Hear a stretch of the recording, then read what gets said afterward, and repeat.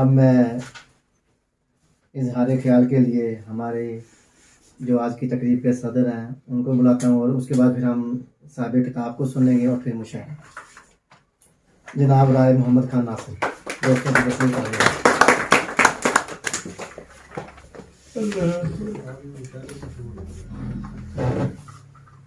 अस्सलामु अलैकुम जी।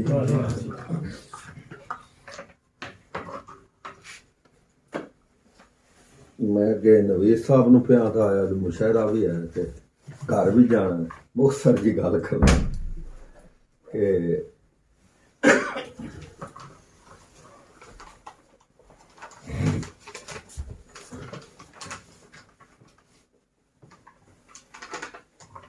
इस कायनात विच कुछ हुंदा है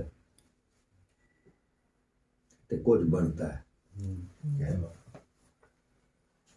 ਜਿਹੜਾ ਹੁੰਦਾ है ਉਹਨੂੰ ਦਿਸਣਾ ਨਹੀਂ ਪਾਉਂਦਾ ਜੋ ਮੈਂ ਇਹ ਜਿਹੜਾ ਹੁੰਦਾ ਉਹਨੂੰ ਦੱਸਣਾ ਨਹੀਂ ਪਾਉਂਦਾ ਜੋ ਮੈਂ ਹਾਂ। ਜਿਵੇਂ ਕਿ ਦਿਨ ਰਾਤ ਧੁੱਪ ਛਾਂ ਪਾਣੀ ਹਵਾ ਤੇ ਮਿੱਟੀ ਤੇ ਜੋ ਬਣਦਾ ਹੈ ਉਹਦਾ ਹਰ ਉਸ ਨੂੰ ਜਿਹਨੂੰ ਉਹਦੇ ਨਾਲ ਕੋਈ ਲੋਭ ਲਾਲਚ ਹੈ ਦੱਸਣਾ ਪੈਂਦਾ ਹੈ। ਬਣਾਈਆਂ ਹੋਈਆਂ ਦੇ ਇਸ਼ਤਿਹਾਰ ਲੱਗਦੇ ਨੇ ਤੇ ਜੋ ਹੁੰਦਾ ਹੈ ਉਹ ਦਿਸਦਾ ਹੈ। ਸ਼ਾਇਰੀ ਦਾ ਮਾਮਲਾ ਵੀ ਇੰਜ ਦਾ ਹੀ ਹੈ। ਇੱਕ ਹੁੰਦੀ ਹੈ ਤੇ ਇੱਕ ਬਣਦੀ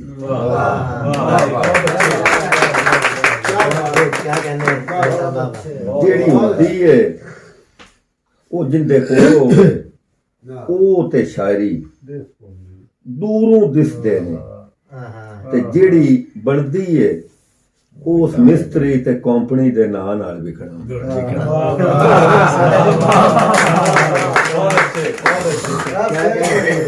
ਮੇਰੇ ਵੇਖਣ ਵਿੱਚ ਫਿਰ ਹੁਣ ਚੱਲ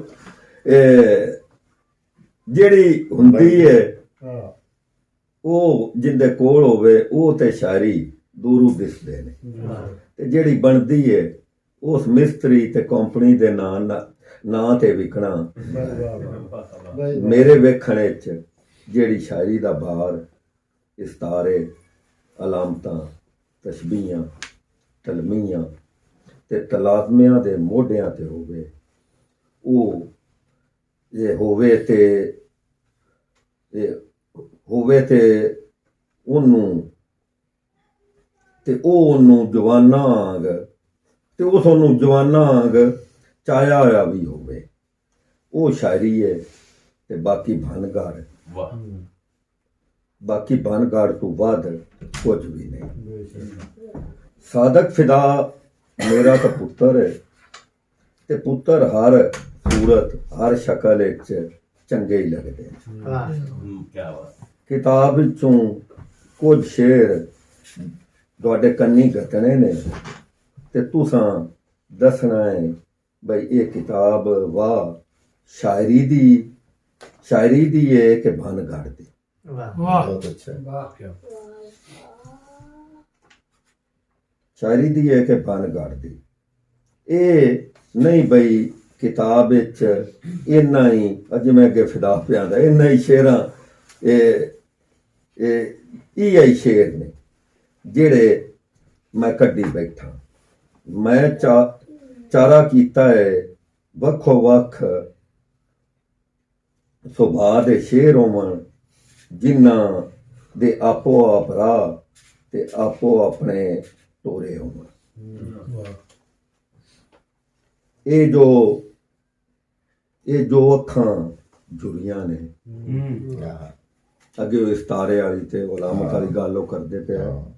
ਇਹ ਜੋ ਅੱਖਾਂ ਜੁੜੀਆਂ ਨੇ ਅੰਦਰੋਂ ਫਿਕਰਾਂ ਖੁੱਲੀਆਂ ਨੇ।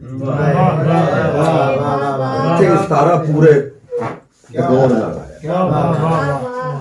ਸ਼ਕਲਾਂ ਰੌਲੇ ਪਾ ਦਿੱਤੇ, ਉਹਨਾਂ ਵੀ ਅੱਗੇ ਪੜਿਆ। ਸ਼ਕਲਾਂ ਰੌਲੇ ਪਾ ਦਿੱਤੇ, ਸ਼ੀਸ਼ੇ ਉੱਤੇ ਜੁੜੀਆਂ ਨੇ। ਸੁੱਟਣ ਵਾਲੇ ਪੱਥਰਾਂ ਉੱਤੇ ਸੁੱਟਿਆ ਏ, ਸੁੱਟਣ ਵਾਲੇ ਪੱਥਰਾਂ ਉੱਤੇ ਸੁੱਟਿਆ ਏ, ਮੇਰੇ ਨਾਂ ਦਾ ਫੇਰ ਵੀ ਦਾਣਾ ਫੁੱਟਿਆ ਏ।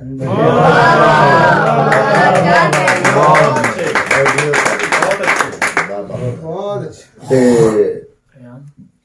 ਸੁੱਟਣ ਵਾਲੇ ਪੱਥਰਾਂ ਉੱਤੇ ਸੁੱਟਿਆ ਏ, ਮੇਰੇ ਨਾਂ ਦਾ ਫੇਰ ਵੀ ਦਾਣਾ ਫੁੱਟਿਆ ਏ। ਭੁੱਲ ਜਾਵਾਂ ਮੈਂ ਕਿਸ ਤਰ੍ਹਾਂ ਸਾਧਕ ਉਹਨਾਂ ਨੂੰ, ਭੁੱਲ ਜਾਵਾਂ ਮੈਂ ਕਿਸ ਤਰ੍ਹਾਂ, ਇਹ ਬੜਾ ਅਹਿਸਾਸ ਵਾਲਾ ਸ਼ੇਰ ਹੈ।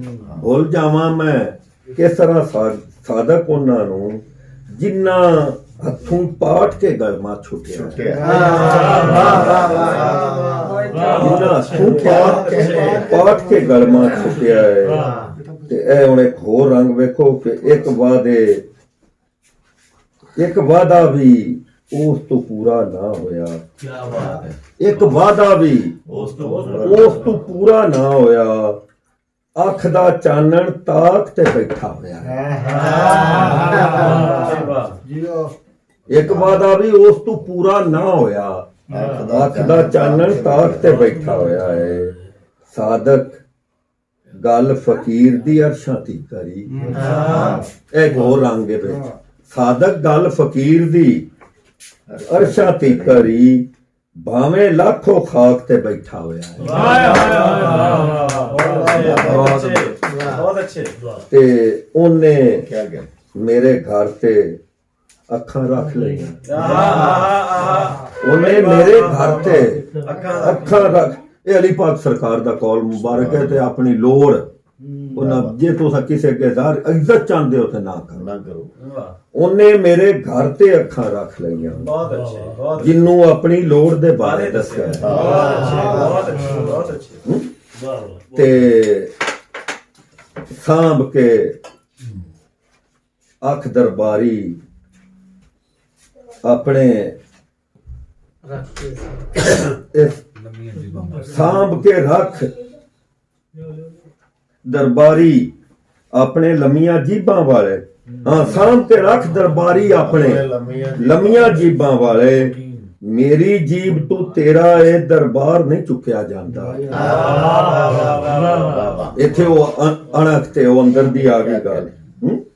ਤੇ ਉਹ ਜਨਤਾ ਦੇ ਸਾਧਕ ਮਾਲਕ ਬਣ ਗਏ ਨੇ, ਉਹ ਜਨਤਾ ਦੇ ਸਾਧਕ ਮਾਲਕ ਬਣ ਗਏ ਨੇ, ਬੈਠੇ ਨੇ ਜੋ ਪੀਰ ਸ਼ਬੀਰ ਦੀ ਸੋਬਤ ਵਿੱਚ। ਇਹ ਉਹਨਾਂ ਦੀ ਉਹ ਰਦੀਫਾਂ ਵਾਲੀ ਗੱਲ ਕਿ ਸੋਬਤ ਵਿੱਚ ਬੜੀ ਅੱਛੀ ਰਦੀਫ ਮੈਨੂੰ ਵੀ ਬੜੀ ਅੱਛੀ ਲੱਗੀ ਕਿ ਬੈਠੇ ਨੇ ਜੋ ਪੀਰ ਸ਼ਬੀਰ ਦੀ ਸੋਬਤ ਵਿੱਚ। ਤੇ ਹਰ ਇੱਕ ਮੋੜ ਤੇ ਦੁਸ਼ਮਣ ਮੌਕਾ ਦਿੱਤਾ ਹੈ, ਹਰ ਇੱਕ ਮੋੜ ਤੇ ਦੁਸ਼ਮਣ ਮੌਕਾ ਦਿੱਤਾ ਹੈ, ਫਿਰ ਵੀ ਕੰਨ ਤੇ ਵਾਰ ਨਹੀਂ ਹੋਇਆ ਮੇਰੇ ਤੋਂ। ਤੇ ਆਪਣੀ ਲਾਸ਼ ਤੇ ਵੈਣ ਵੀ ਆਪੇ ਕਰਨੇ ਸੀ, ਔਖਾ ਸੀ ਕਿਰਦਾਰ ਨਹੀਂ ਹੋਇਆ ਮੇਰੇ ਤੋਂ। ਇਹ ਹੁਣ ਇਹਨਾਂ ਸ਼ੇਰਾਂ ਦੀ ਰੋਸ਼ਨੀ ਵਿੱਚ ਤੁਸੀਂ ਵੇਖੋ ਕਿ ਇਹ ਜਿਹੜੀ ਸ਼ਾਇਰੀ ਹੈ ਇਹ ਹੋਈ ਹੈ ਜਾਂ ਗੜੀ ਹੋਈ ਹੈ ਕਿ ਬਣੀ ਹੋਈ ਹੈ। ਤੇ ਇਹ ਤੁਸੀਂ ਆਪ ਦੱਸਣਾ। ਤੇ ਮੇਰੇ ਵਾਸਤੇ ਤਾਂ ਇਹਦੀ ਹਰ ਗੱਲ ਹੀ ਚੰਗੀ ਹੈ। ਅੱਲਾਹ ਪਾਕ ਇਹਨੂੰ ਰੰਗ ਭਾਗ ਲਾ ਰਿਹਾ। ਅੱਲਾਹ ਪਾਕ ਇਹਨੂੰ ਇਹਦੀ ਅਗਾਂਹ ਆਉਣ ਵਾਲੀਆਂ ਕਿਤਾਬਾਂ ਨੂੰ ਇਹਦੇ ਸਾਰੇ ਟੱਬਰ ਕੇ ਤੁਹਾਡੇ ਸਾਰਿਆਂ ਤੇ ਅੱਲਾਹ ਪਾਕ ਰਹਿਮ ਕਰੇ, ਤੁਹਾਡੇ ਟੱਬਰਾਂ ਤੇ, ਤੁਹਾਡੇ ਅਜ਼ੀਜ਼ੋ ਅਕਾਰਬ ਦੋਸਤਾਂ ਤੇ ਆਪਣਾ ਫਜ਼ਲ ਕਰੇ, ਤੁਹਾਡੇ ਸਾਰਿਆਂ ਦੇ ਖੈਰ ਬਰਕਤ ਸ਼ਾਮਲ ਰਵੇ। ਆਮੀਨ।